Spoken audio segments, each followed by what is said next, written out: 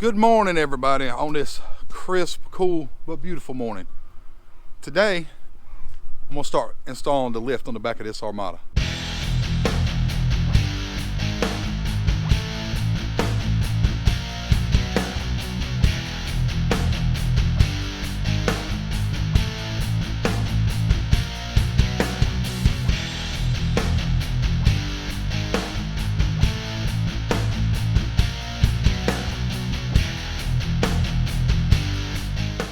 Okay, I'm gonna start with the back. I gotta lift all the way around. I'm starting with the back. The main reason why is because I don't want to be associated with some people that ride around with their back lowered. Ain't right to show up, they don't let the bros in. You don't even want your buddies to come by the house and see that. Before we start jacking anything up, let's get a baseline on how this thing sits. These Armadas sit a little behind heavy in the back already. They sit already a little bit. Let's see here, what's that? I call that focus. There's a glare on it. I call that 38.5.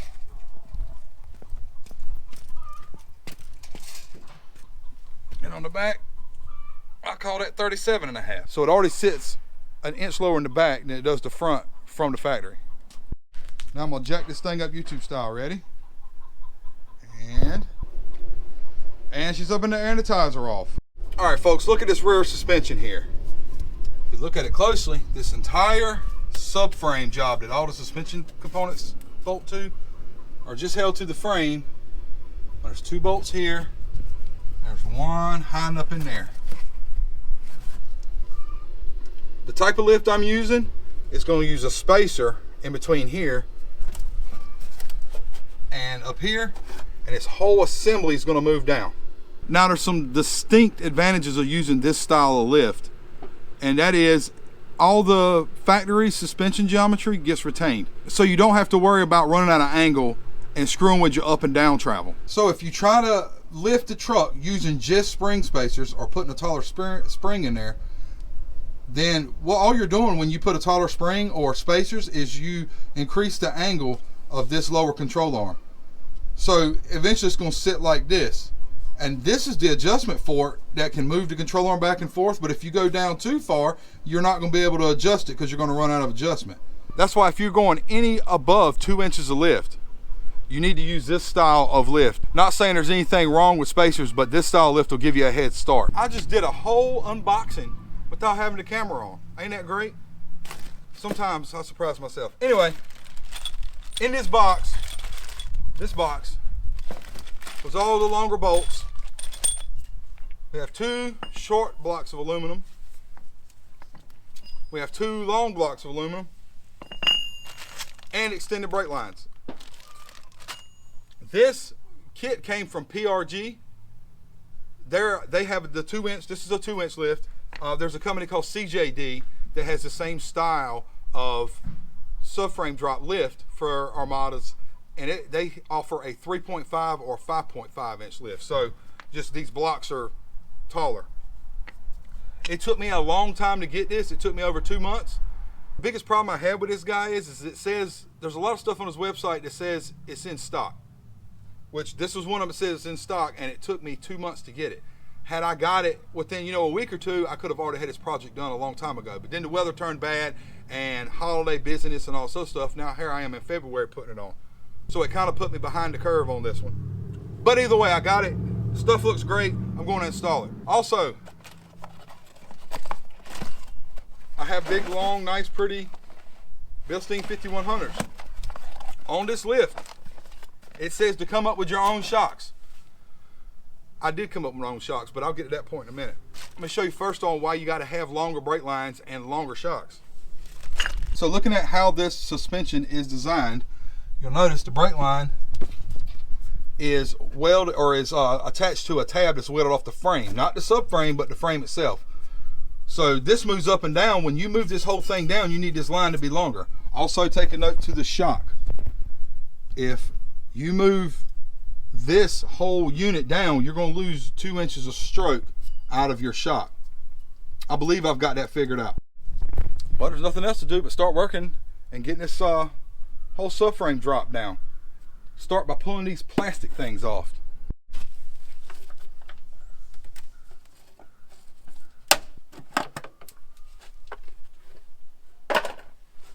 it there. You can get right to that bolt now and see the way that frame's built. All right, the next thing I'm gonna do is get these shocks out of the way.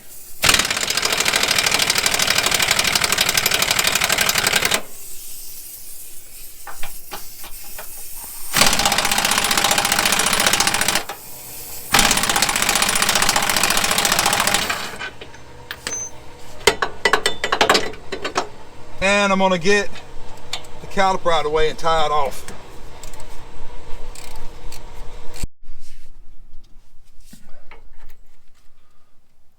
Don't use a screwdriver as a pry bar. This thing's come off weird. It'll take me a zip tie. Hang this guy up over here out of the way for the time being.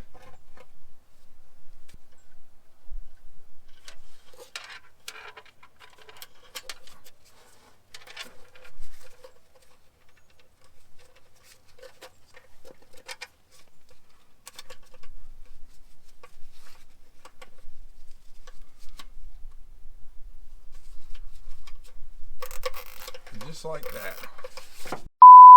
1 week later. All right, it's a couple days later. I got pulled off of this thing and I had to return. And now I have a cold, so bear with me. But I was able to, before I stopped a few days ago, I got the shocks and the calipers tied up on both sides.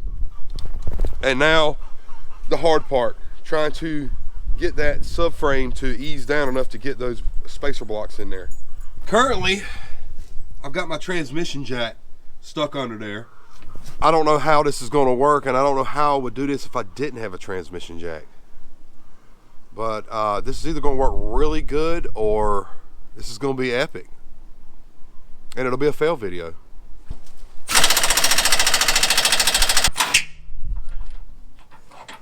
My plan is to loosen all these bolts up, but like keep a couple threads in them so it can't just take off on me.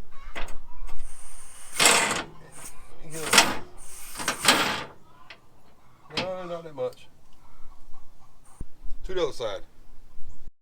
All right, when I take the tension off, let's see how this subframe acts.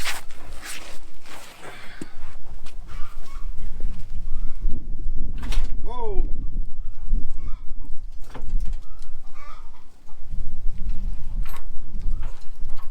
Okay, this thing seems relatively balanced.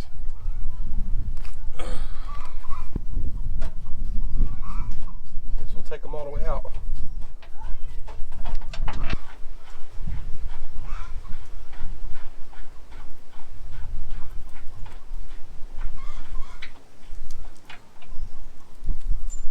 All the bolts are out. See if we can get a 2-inch gap. Uh-oh. This is not doing what it should. So it's not coming down super even. See how it's still touching up here, but this is coming down. It's doing the same thing on the other side, but I feel like I got enough room to put those blocks in here now, and then I'll deal with the front in a minute. Take note, I didn't know this, but it's got that big point thing. I guess that's a locating, it's a hole in the frame. That's what locates this thing. I did notice that those blocks, spacer blocks, have a knot, and I'm sure that goes, you know, in relation to that. Let's try to stick them in there. See, this is what I was talking about. It's got those holes drilled. There's one there, there's one there. And I'm assuming that sits right on top of that. And I've got enough space, yay. All right, my plan's gonna be now, I'm gonna try to see if I can't get this to line up, put some bolts in here and get it kind of snug, and then that should open up the part down here to put the little blocks in. So I got the bolt started here and got a good amount of threads, and I got it, the back one on the other side over there.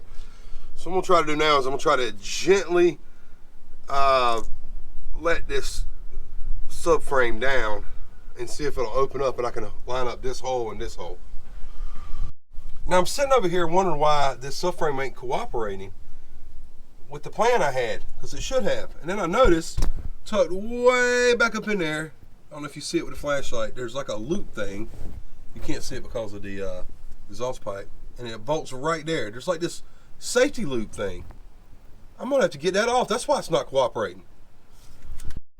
All right, I took that thing loose. You see it dangling back there?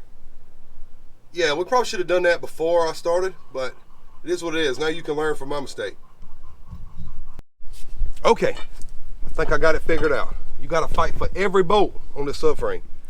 So what I did was, is I got that gap open, like you saw, to where I could put this in here. And then I got this bolt started. I just kind of shifted the subframe around until I could get it started. These bolts, the front ones on both sides, are an epic pain in the behind. So I went ahead and I started these because it opened up enough I could slide the block in there. These are easy to get the bolt started. So now I've taken all the jacks on it. I got enough threads in here and enough threads in here where I'm not worried about the whole subframe falling on me, and I got it doing the same thing on the other side. My plan is that it should be easier to start these bolts, the ones that go to or in the front part of this part. I don't know how to describe it. You see what I'm talking about. And hopefully having everything just slowly drop down should help me. Washers go on, it comes with 4 washers. They go on here, here, and then on the other side in the same place. This one don't need a washer. All right, that worked out well. Excuse me. I have all the bolts started in a little ways. Now, I'm just gonna torque it to spec. It didn't come in any directions with this kit, so the spec to me is gonna be lots of ugga-duggas.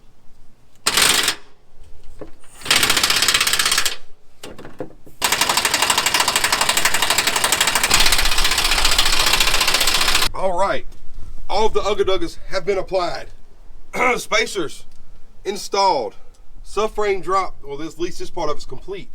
You see I got my transmission jack still under there, but it don't have any weight on it.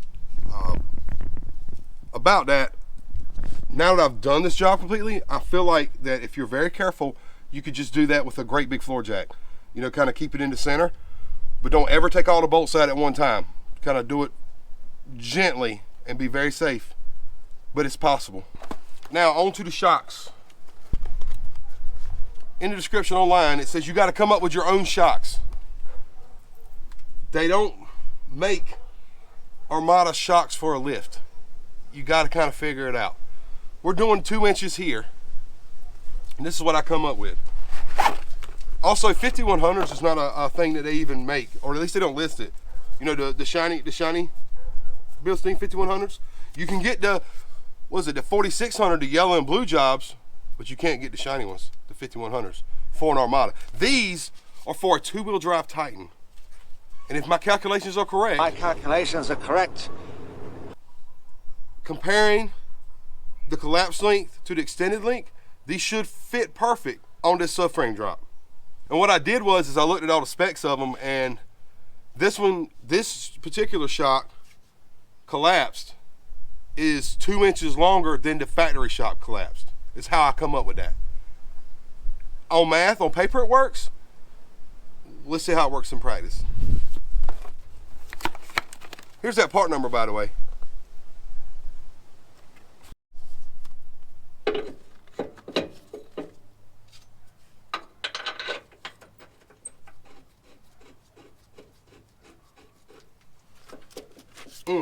Good shot.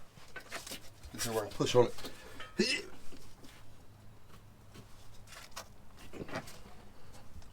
I'm going to get creative. Where's my yes bar?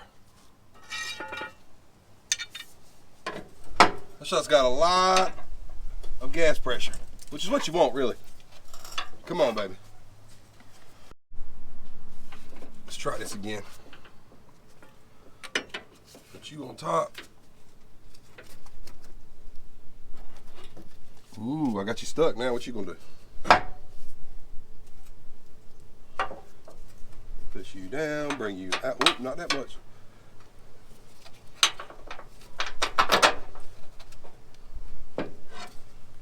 Oh yeah, that's a great success right there.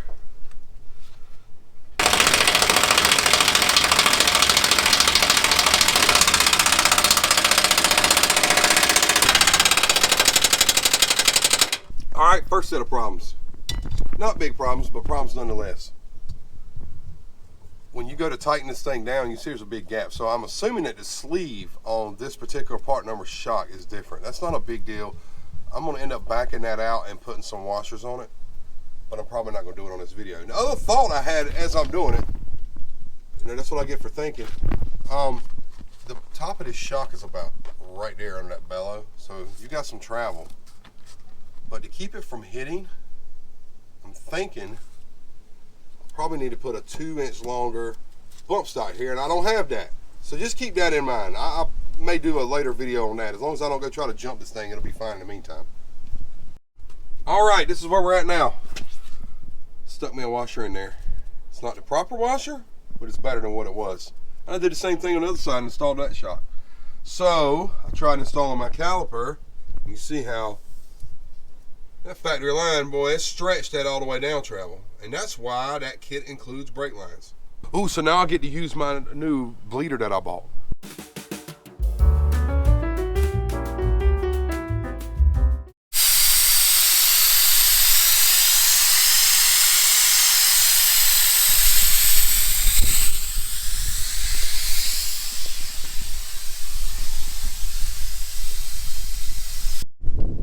All right, brake bleeding is complete.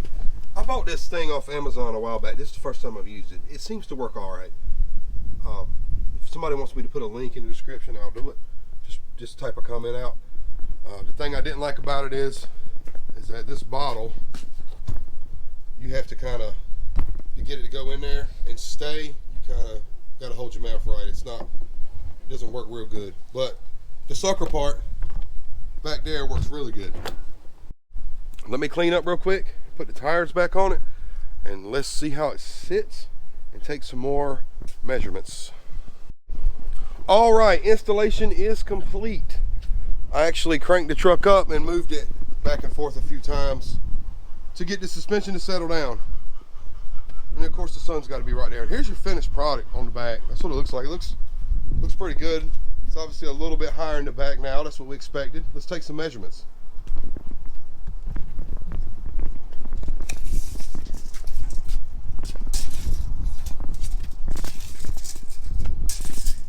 Obviously, the front didn't change. 38.5. The back is now right at 40. So the next video I'm going to do is I'm going to be putting Bilstein 5100 struts on the front, and I'm going to adjust them to where they'll match the back. We'll end up having about 1.5 inches in the front, maybe the 2 in the rear, and that should sit really good with these tires and have a great stance. So if you're into our Armada stuff, please, if you're not a subscriber already, go ahead and do that and hit the like button if you like this kit. That kit seems to be okay.